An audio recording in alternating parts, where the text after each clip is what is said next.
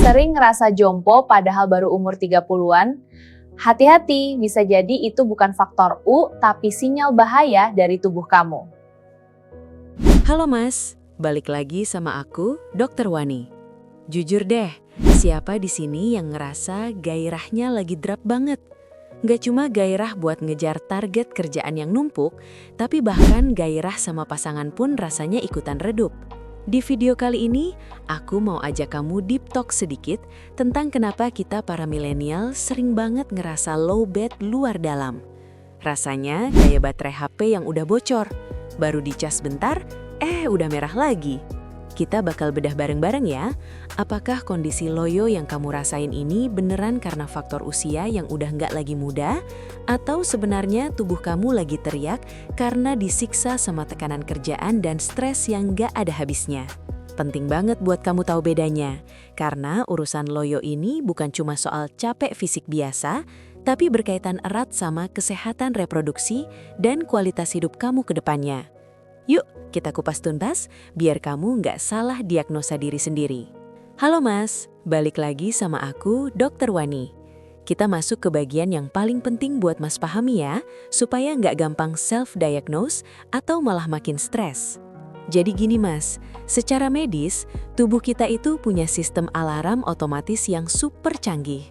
Masalahnya, sistem ini nggak bisa bedain mana stres karena dikejar singa di hutan sama stres karena kekejar deadline atau dapat email dari bos di hari libur.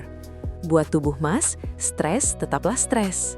Pas Mas lagi ngerasa tertekan sama kerjaan yang nggak ada habisnya, otak kita bakal otomatis ngerilis hormon yang namanya kortisol. Nah, di dunia medis, kortisol ini sering disebut sebagai hormon stres. Sebenarnya, dia baik buat kasih energi tambahan.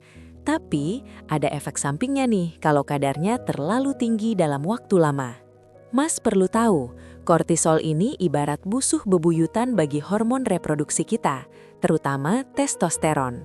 Secara biologis, tubuh kita itu punya prioritas. Kalau kortisol Mas lagi tinggi, tubuh bakal masuk ke survive mode atau mode bertahan hidup. Di fase ini, tubuh bakal fokus ke organ vital kayak jantung dan paru-paru supaya Mas bisa tetap tempur ngadepin kerjaan. Nah, dampaknya apa? Hormon testosteron yang bertugas buat urusan gairah dan performa seksual tadi bakal dipaksa buat tiarap atau turun drastis. Tubuh Mas mikirnya begini, ngapain mikirin reproduksi atau hubungan intim kalau kondisi lagi terancam stres? Jadi, sistem reproduksi dianggap nggak penting buat sementara waktu. Makanya Mas, jangan heran kalau belakangan ngerasa performa di kasur jadi loyo, gairah turun, atau bahkan kerasa susah buat dapet mood. Itu bukan berarti Mas udah tua, tapi bisa jadi karena hormon di dalam tubuh Mas lagi saling sikut. Tubuh Mas lagi sibuk banget buat survive dari tekanan kantor, sampai lupa kalau Mas juga butuh mode reproduce atau bersantai.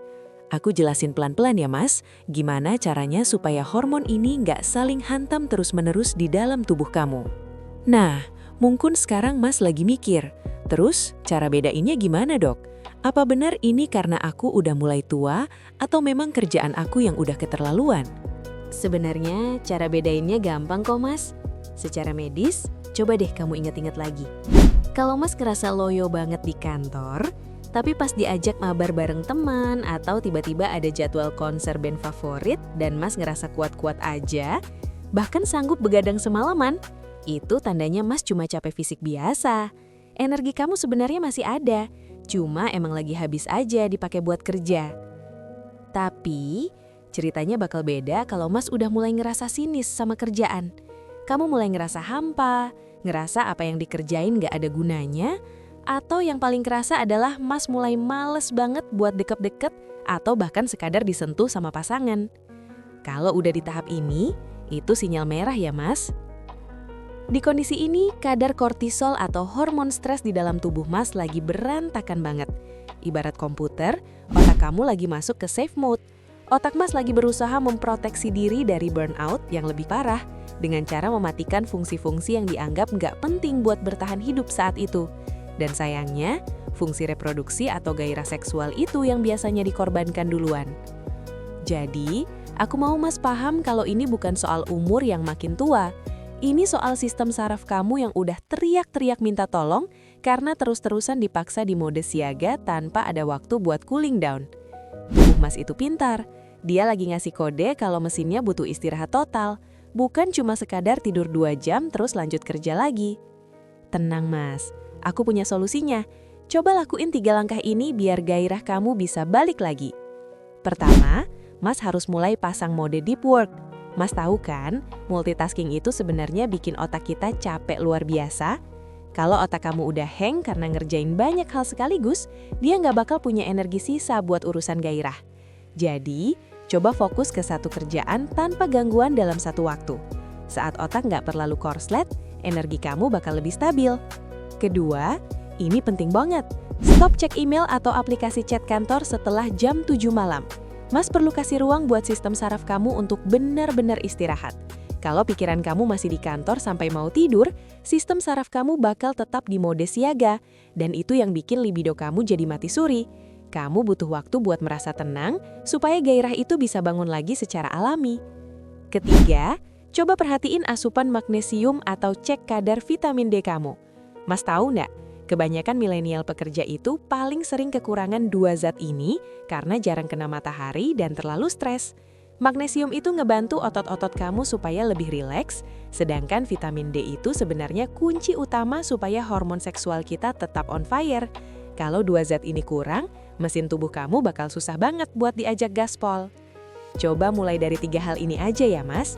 Tubuh kamu itu butuh dukungan dan nutrisi yang tepat, bukan cuma dipaksa terus buat kerja tanpa henti. Jadi jangan buru-buru nyalahin umur ya. Kamu itu sebenarnya nggak tua, kamu cuma lagi butuh jeda. Sayangi tubuh kamu, karena investasi terbaik itu bukan cuma di portofolio saham, tapi di kesehatan reproduksi dan mental kamu juga. Makasih ya udah dengerin curhatan medis aku hari ini. Aku seneng banget bisa nemenin kamu sebentar di sela-sela kesibukan kamu. Sehat-sehat terus ya Mas. Oh iya, jangan lupa buat klik subscribe dan nyalain lonceng notifikasi di channel Nguping Medis supaya kamu nggak ketinggalan obrolan bermanfaat lainnya.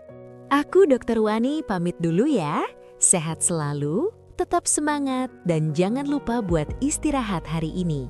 Sampai ketemu lagi. Sapa saya di komentar yuk, tulis asal, usia, dan keluhan Bapak Ibu saat ini.